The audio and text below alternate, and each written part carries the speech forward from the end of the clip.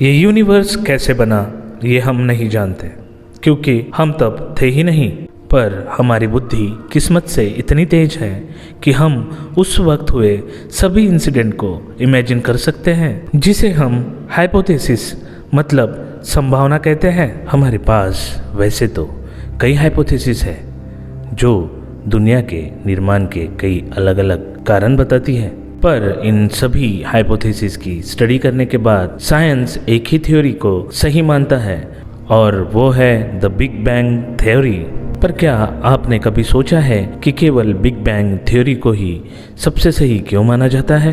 तो दोस्तों आइए जानते हैं। सन 1920 बेल्जियम एक प्रीस्ट जिनका नाम जॉर्ज लेमेंट्रे था, उन्होंने सजेस्ट किया कि दुनिया की शुरुआत एक सिंगल एटम के ब्लास्ट से हुई थी।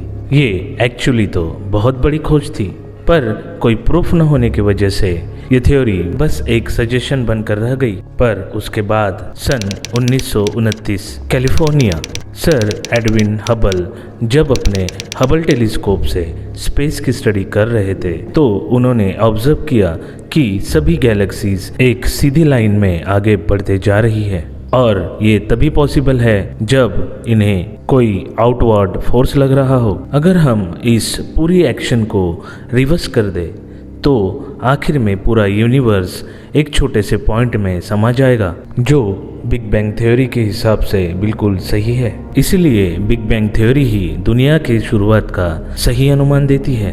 सर स्टीफन हॉकिंग के मुताबिक दुनिया का निर्माण किसी एनर्जी ने नहीं किया, मतलब दुनिया को बनाने में भगवान का कोई हाथ नहीं है। ये तो केवल एक कोइंसिडेंस मतलब इत्तेफाक है। तो दोस्तों चलिए इस वंडरफुल कोइंसिडेंस के बारे में गहराई से जानते हैं। आज से 13.8 अरब सालों पहले दुनिया का कोई वजूद ही नहीं था। आज जितनी भी चीजें आप सोच सकते हैं सभी एक एटम से भी छोटे इस तारे में समाई थी। आज तक जितना भी कुछ इस यूनिवर्स में हुआ है उसकी शुरुआत बस होने ही वाली थी, जिसे हम बिग बैंग कहते हैं।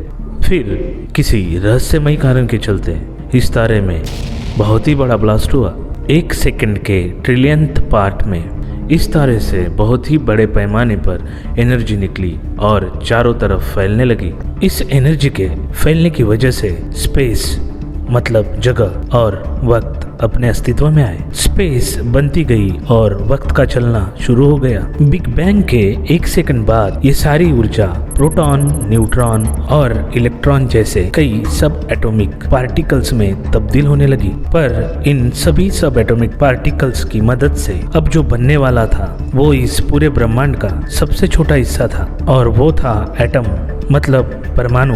सभी सब एटॉमिक पार्टिकल्स एटम में तब्दील होने लगे। हाइड्रोजन एटम एलिमेंट्स की लिस्ट में सबसे पहले बनता है, क्योंकि इसका एटॉमिक नंबर 1 होता है।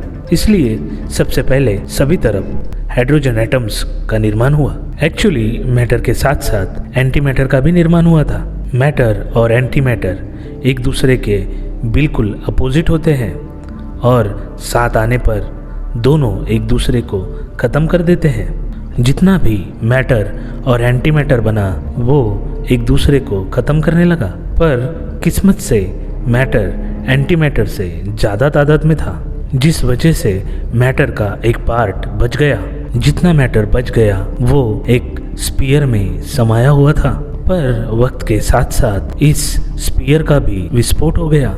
मैटर के पार्टिकल्स चारों ओर तेजी से फैल गए, और यही हमारे यूनिवर्स के प्लैनेट्स और तारों के बनने की शुरुआत हुई। The force of gravity existence में आई, और ग्रेविटी ने हाइड्रोजन एटम्स को कंप्रेस कर दिया। इस कंप्रेशन के चलते हाइड्रोजन एटम्स का टेम्परेचर बढ़ने लगा। जब इस कंप्रेशन की वजह से एक जगह का टेम्परेचर 1 करोड़ डिग्री तक पहुंच गया, तो वहाँ एक प्रोसेस शुरू हो गई जिसे न्यूक्लियर फ्यूजन कहते हैं। न्यूक्लियर फ्यूजन की वजह से एक बड़ी तादाद में एनर्जी निकली, और इस तरह निर्माण हुआ दुनिया के पहले तारे का। इसी तरह हमारी गैलेक्सी मिल्की वे में कहीं पर न्यूक्लियर फ्यूजन हुआ और हमारा सूरज अस्तित्व में आया। मैटर के जिन ऑब्जेक्ट्स का टेम्परेचर 1 करोड़ डिग्रीज तक नहीं पहुंचा, उनमें न्यूक्लियर फ्यूजन नहीं हो पाया, और वो तारे न बनते हुए प्लैनेट्स बन गए। जिनमें से एक हमारी पृथ्वी भी है।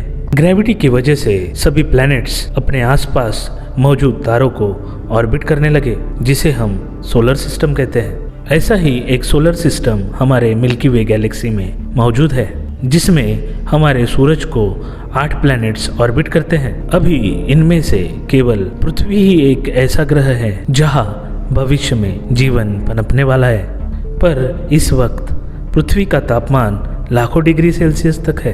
इस आग के गोले से हरे भरे प्लैनेट तक का सफर पृथ्वी के लिए बहुत ही चुनौती भरा होने वाला है, जिसे हम आगे डिस्कस करेंगे। अगर आपको ये वीडियो अच्छा लगा हो तो वीडियो को लाइक और अगले पार्ट्स देखने के लिए हमारे चैनल को सब्सक्राइब जरूर कर लीजिए। मिलते हैं अगली वीडियो में, तब तक के लिए जय हिंद, जय भारत।